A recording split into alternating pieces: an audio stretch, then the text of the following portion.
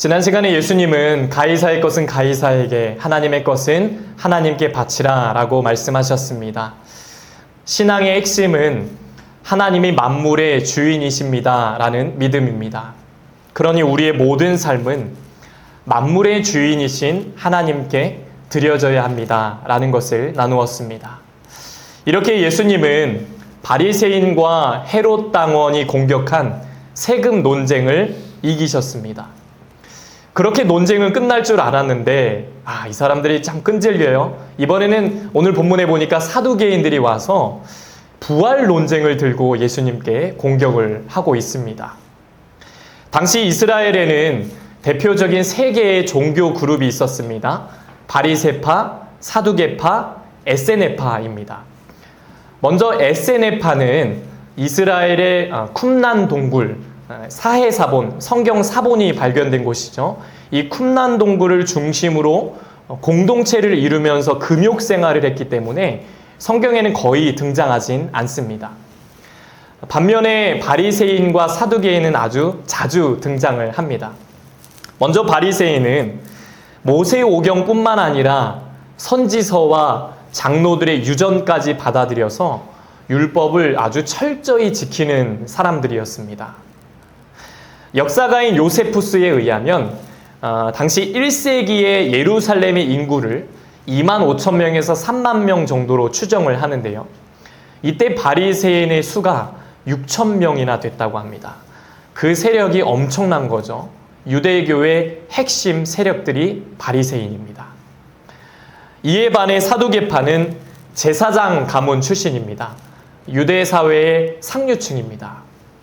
이들은 로마의 권력에 딱 붙어서 엄청난 사회적인 특권을 누렸습니다. 굉장히 부유했고 세속적이었습니다. 특히 이들은 모세오경, 창세기, 출애굽기, 레위기, 민수기, 신명기 이 모세오경만을 성경으로 인정했습니다. 나머지는 성경으로 인정하지 않았습니다. 교리적인 차이를 보면 바리새인들이 천사, 영의 존재, 부활을 믿었다면 사두개인은 그 반대로 천사, 영의 존재, 부활 아무것도 믿지 않았습니다. 사두개인은 아주 현실적인 사람들이기 때문에 죽으면 끝이지 뭐 부활이 어딨어 라는 생각을 했습니다. 그 이유는 단순합니다. 왜 그들이 부활을 믿지 않았을까요? 자기들이 인정한 모세오경 이 5권의 책에는 부활에 대한 직접적인 언급이 없다는 겁니다. 오직 눈에 보이는 것만 믿은 것입니다. 여러분, 공기가 눈에 안 보인다고 공기가 없는 걸까요? 전기가 눈에 안 보인다고 전기가 없는 걸까요? 참 재미있는 건요.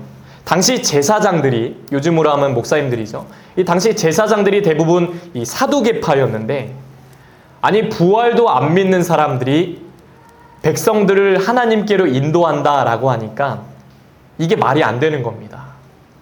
하나님은 믿지만 부활은 안 믿어. 몸이 죽으면 끝이야. 무슨 영이 부활하는 게 어디 있어? 믿지 않았습니다. 그만큼 당시의 영적인 타락이 심각했다는 것을 알 수가 있습니다. 내가 믿고 싶은 것만 믿은 것입니다. 오늘 그들이 예수님께 다가옵니다. 18절에 보시면 부활이 없다 하는 사두개인들이 예수께 와서 물어 이르되, 부활이 없다고 믿는 사두개인들입니다. 그렇다고 여러분 부활이 정말 없을까요? 우리가 살면서 경계해야 될 것 중 하나는 자신의 생각과 경험에 갇히는 것입니다. 사람들은 자신이 살아온 과거의 경험에 근거해서 자신의 생각과 편견에 갇혀 살 때가 있습니다. 우물안 개구리와 같은 것이죠. 인간이 잘못된 틀이나 환경에 갇히면 내가 보는 게 전부야 라면서 제한된 삶을 살게 되는 것입니다. 영어에 이런 문구가 있습니다. 보시면 out of the box, 상자 밖으로 나오라 라는 말입니다. 상자 밖으로 나오라. 나의 경험의 상자에서, 편견의 상자에서 나오라는 것입니다.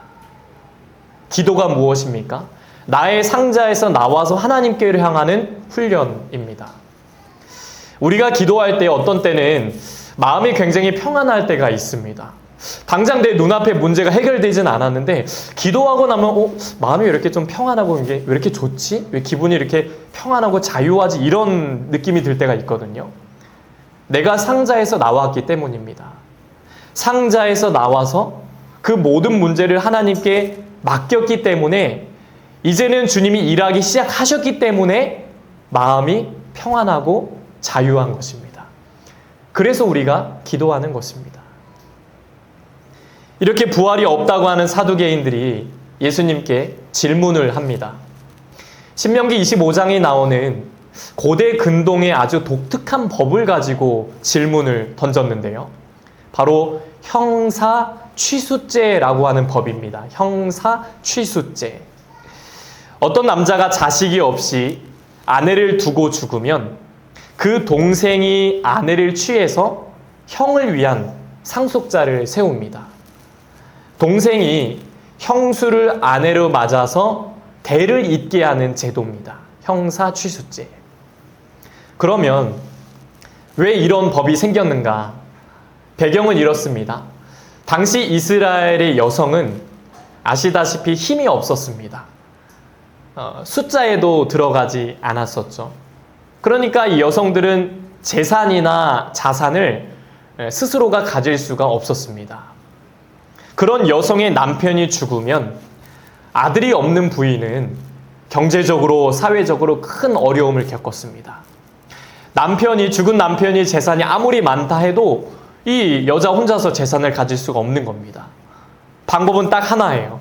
죽은 남편의 형제와 결혼을 하면 그 자녀가 재산을 상속받을 수가 있었습니다. 요즘 오늘날 문화와는 완전히 다르죠. 당시 이 법은 이스라엘에서 믿음의 계보가 이어지도록 하기 위한 법이었습니다. 또 하나, 힘없는 여성들을 보호하기 위한 일종의 사회 보장 제도였습니다. 그러니까 여성에게 이 법은 아주 좋은 법이었던 겁니다. 성경이 이 법에 따라서 결혼한 사람이 나오죠. 바로 룻입니다. 구약의 룻이 보아스와 결혼한 게 바로 이 법입니다. 시어머니 나오미의 남편의 친족이었던 이 보아스가 룻과 결혼을 하면서 믿음의 계보가 이어지게 된 것입니다. 여기서 태어난 사람이 누구였죠?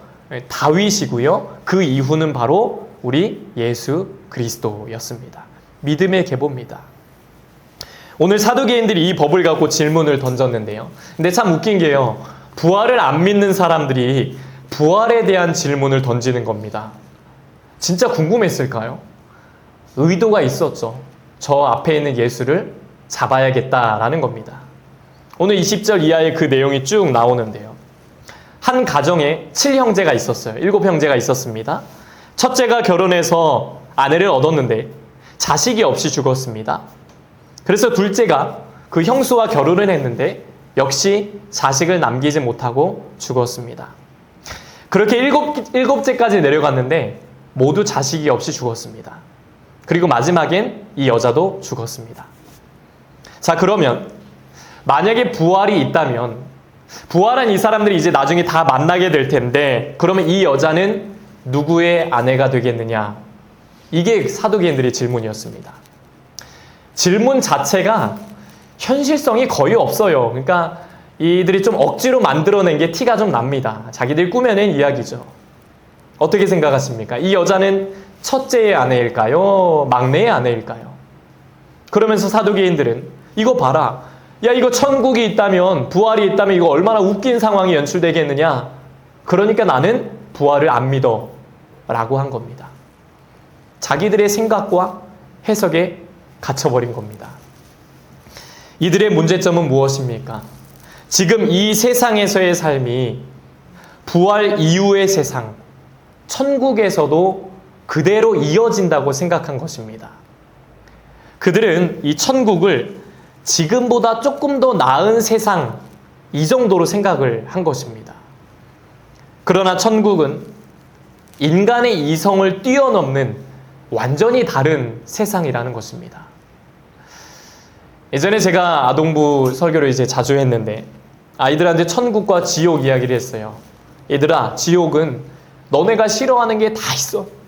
불구덩이인데 막 고통스럽고 죽을 수도 없어. 평생 영원히 고통만 있어. 너희들 여기 가면 안 돼. 근데 천국은 친구들이 좋아하는 게 다 있다. 놀이동산도 있고, 또 너 뭐 좋아해? 햄버거 좋아해?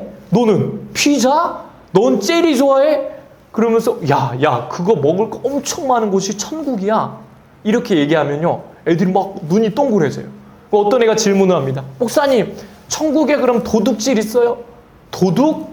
너 하고 싶으면 해도 되는데 의미가 없을걸? 너가 옆집에서 빵을 훔쳐오잖아. 근데 왔는데 웬걸 너네 집에 빵이 또 있네? 계속 생겨나. 너 도둑질 할 필요가 없어. 너 게임 좋아하지? 야, 게임보다 훨씬 재밌는 게 천국에 됐다 많아. 엄청 많아. 그럼 애들이 우와, 저 빨리 갈래요. 저 천국 가고 싶어요. 그러면은 야, 너 근데 지금은 가면 안 돼. 엄마 아빠가 굉장히 골치 아파하지. 지금은 안 되고 너 나중에 할 일 다 하고 가야 돼. 하나님이 부르셔야 갈 수 있어. 뭐 이렇게 하면 애들이 막 우와, 나 진짜 나중에 천국 가야지 하면서 애들이 막 너무나도 설레하는 모습을 제가 많이 보게 됐습니다. 이렇게 사람들은요, 천국과 부활을 이 세상의 근거에서 세상의 연장선으로 판단하고 생각할 때가 있습니다.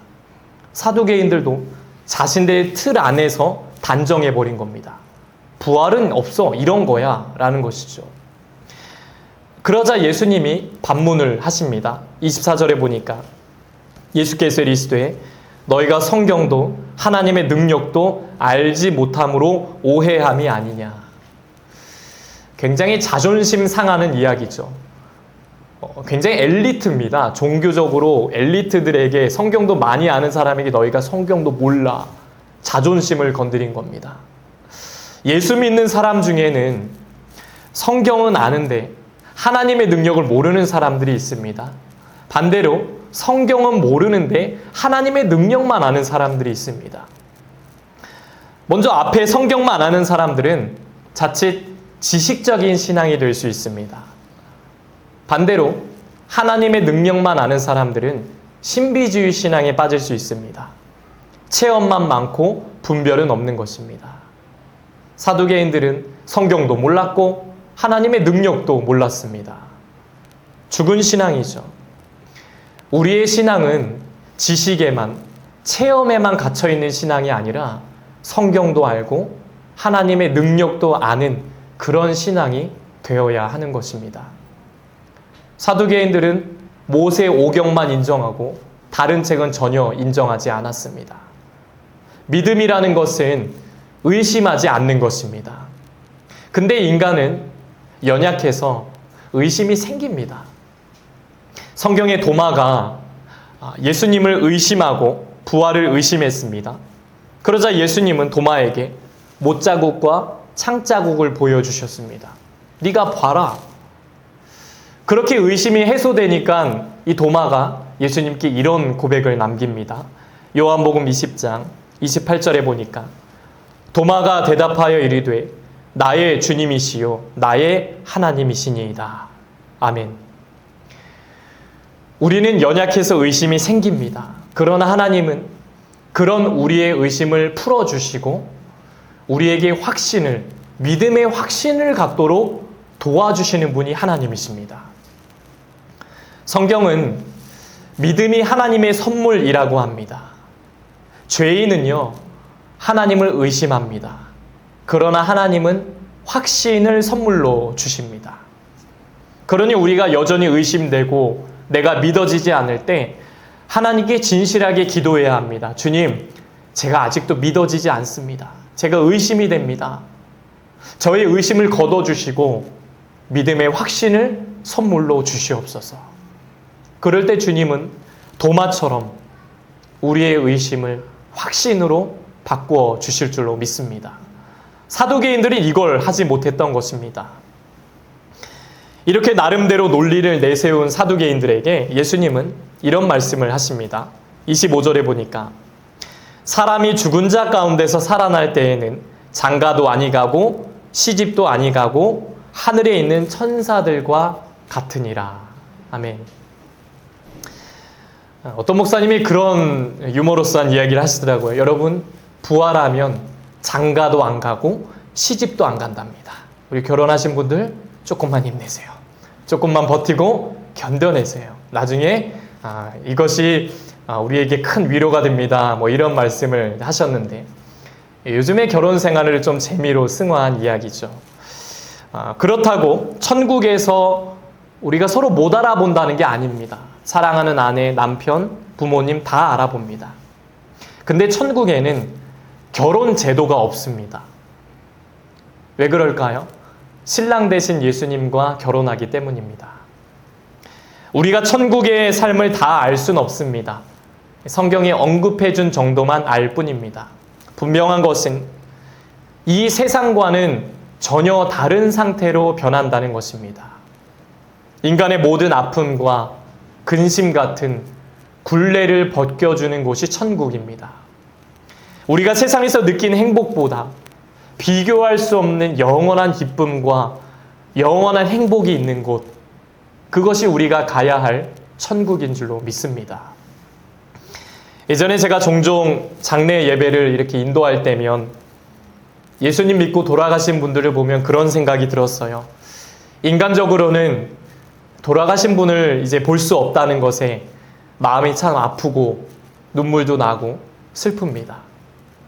근데 이제는 이분이 고통도 아픔도 슬픔도 걱정도 없는 천국에서 지금쯤 주님과 함께 영원히 계신다고 생각하니까 와, 그게 진짜 감사하더라고요.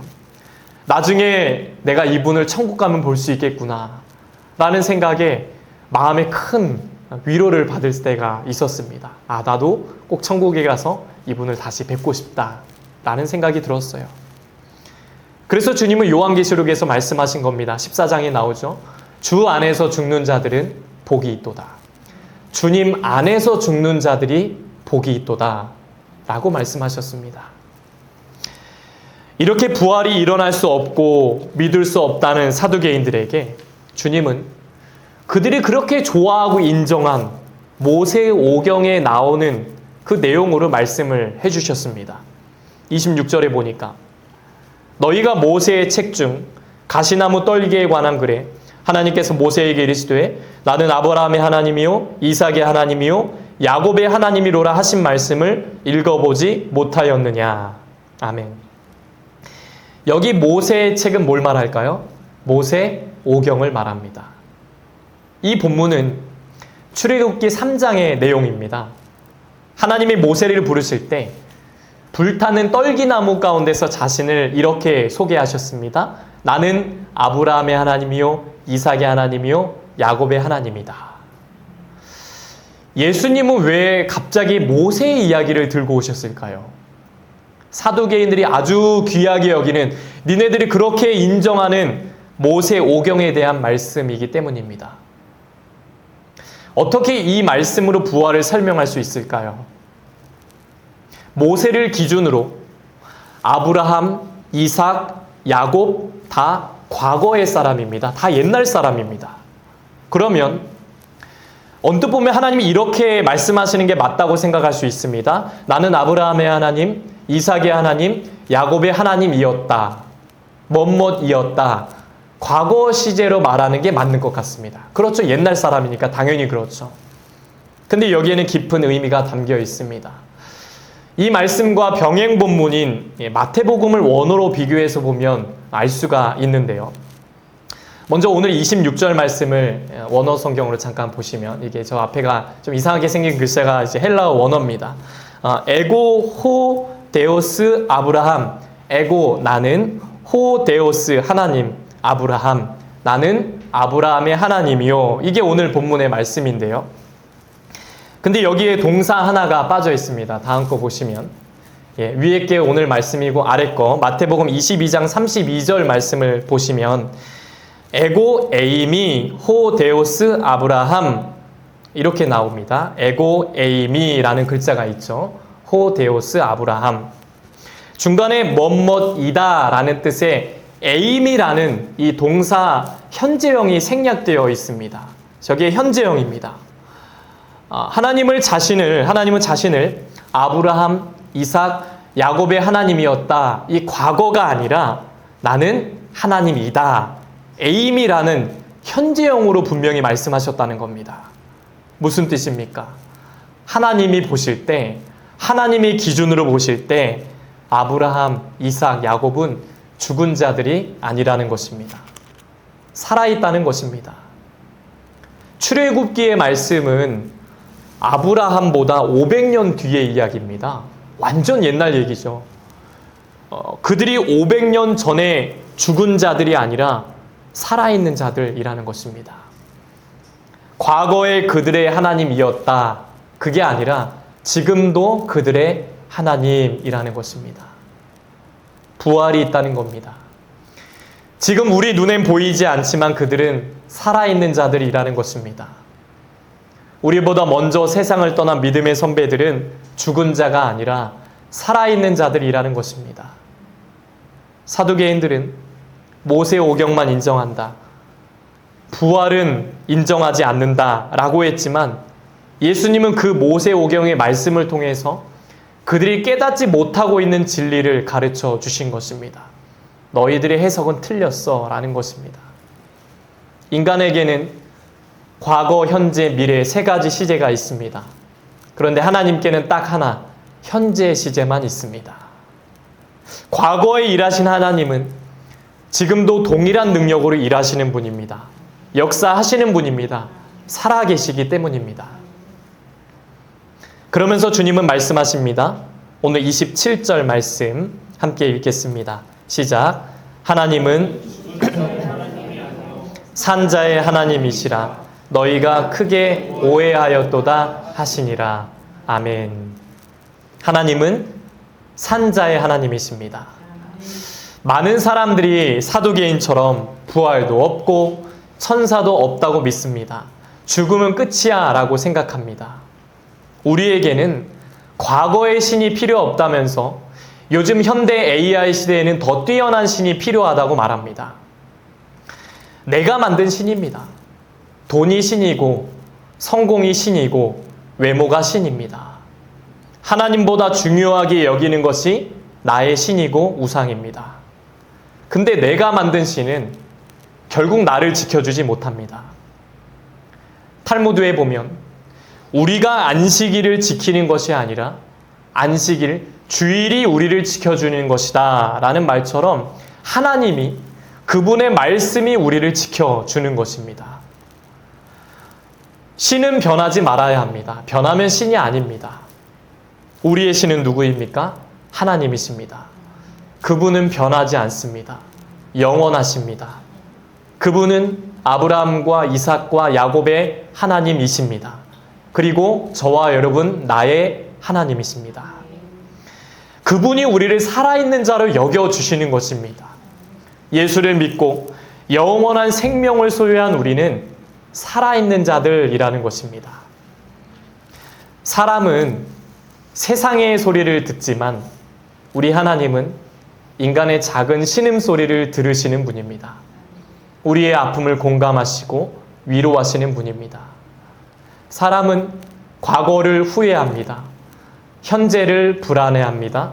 미래를 두려워합니다. 그러나 살아계신 하나님을 바라볼 때 후회를 극복하고 불안을 이겨낼 수 있습니다. 미래를 향해 하늘 소망을 품고 살아갈 수가 있는 것입니다. 영원하신 하나님을 만나면 우리의 눈은 영원으로 바뀌게 됩니다.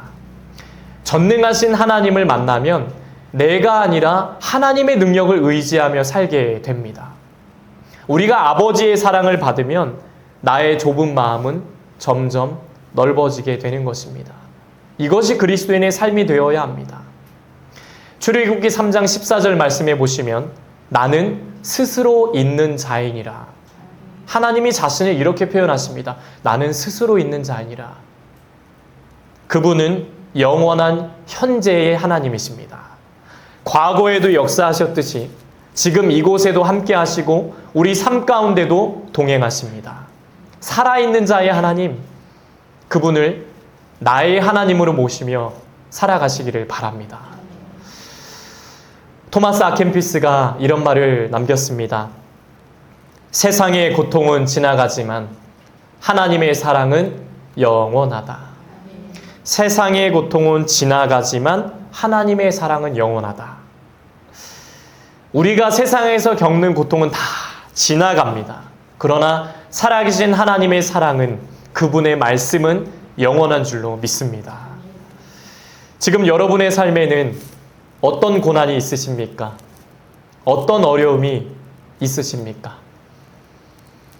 고린도후서 4장 17절, 18절 말씀을 새번역 말씀으로 보시면, 지금 우리가 겪는 일시적인 가벼운 고난은 비교할 수 없을 정도로 영원하고 크나큰 영광을 우리에게 이루어 줍니다. 우리는 보이는 것을 바라보는 것이 아니라 보이지 않는 것을 바라봅니다. 보이는 것은 잠깐이지만 보이지 않는 것은 영원하기 때문입니다. 아멘. 사람은 인생 역전을 꿈꿉니다. 로또 한번 해보자. 그러나 우리의 진짜 역전은 부활입니다. 우리는 부활을 믿는 사람들입니다. 이 땅의 소망은 무엇입니까? 부활하신 예수 그리스도입니다. 부활하셔서 지금도 살아계시는 주님과 동행하며 사는 것, 이것이 우리의 소망인 줄로 믿습니다. 오늘 사도계인처럼 상자 안에, 자신의 생각 안에 갇혀있는 신앙이 아니라 상자 밖으로 나와서 부활 소망을 품고 지금도 살아계시는 하나님을 바라보며 살아가시길 바랍니다. 우리의 삶을 열고 닫으시는 분은 살아계신 하나님이십니다. 미래를 위한 가장 가치 있는 투자는 그 살아계신 주님과 동행하며 사는 것입니다. 세상에서 가장 좋은 것은 하나님이 우리와 함께 하시는 것이다 라는 웨슬리 목사님의 말처럼 아브라함의 하나님, 이삭의 하나님, 야곱의 하나님이 바로 저와 여러분의 하나님이십니다. 그럴 때 내 인생이 진짜 변화되는 것입니다. 세상에서 가장 좋은 것은 하나님이 우리와 함께 하시는 것이다. 참 귀한 말씀이죠. 살아있는 자의 하나님, 지금도 살아계시는 그 하나님의 능력을 의지하고 바라보며 이 땅에서 형통의 인생을 살아가는 저와 여러분 되시길 주님의 이름으로 간절히 축복합니다. 이제 함께 찬양하고 기도하겠습니다. 하나님이시여, 찬양하고 결단하겠습니다.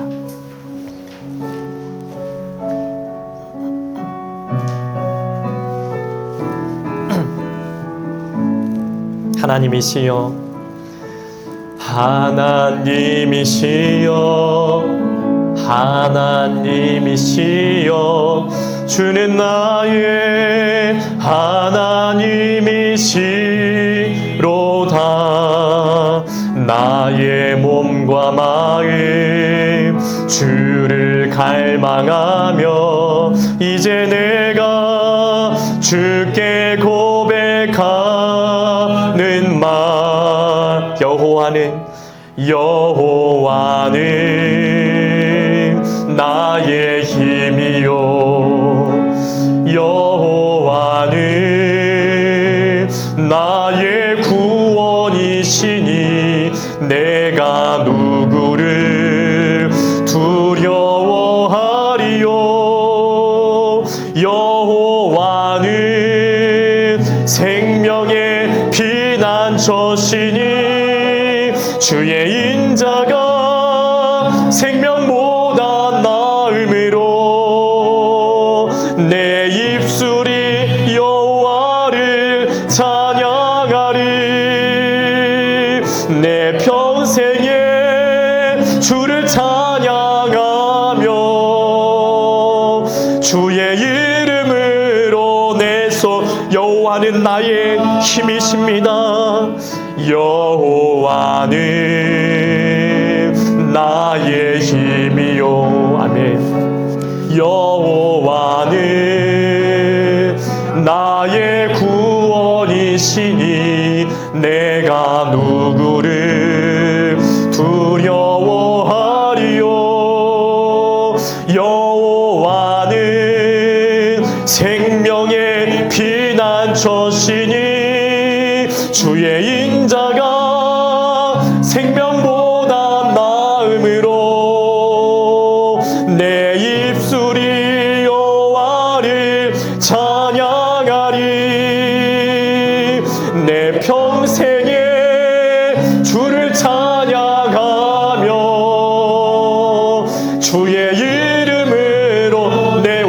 고백합니다. 주의 인자가 생명보다 나음으로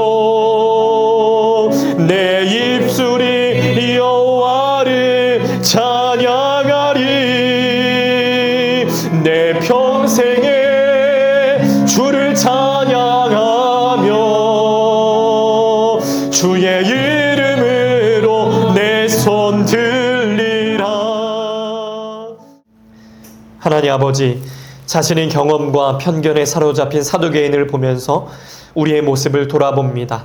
주님 뜻이 아닌 나의 뜻을 우선하며 살았던 모습이 있었다면 용서하여 주옵소서. 아브라함과 이삭과 야곱의 하나님이 지금 나의 하나님이심을 믿습니다. 지금도 시퍼렇게 살아계시는 하나님만을 두려워하고 주님만 의지하며 살아가겠습니다. 주님 뜻에 합당한 신앙생활 할 수 있는 믿음을 주시고 우리의 삶을 주의 선한 능력으로 형통의 삶으로 인도하여 주시옵소서. 이제는 우리 주 예수 그리스도의 은혜와 하나님 아버지의 넘치는 사랑하심과 성령의 감화감동 역사 교통하심이 지금도 살아계신 하나님의 능력을 의지하며 축복의 삶을 살기 원하는 우리 씨앗의 성도들과 가정과 자녀들과 일터 위에 이제부터 영원토록 함께 하시기를 간절히 축원하옵나이다. 아멘.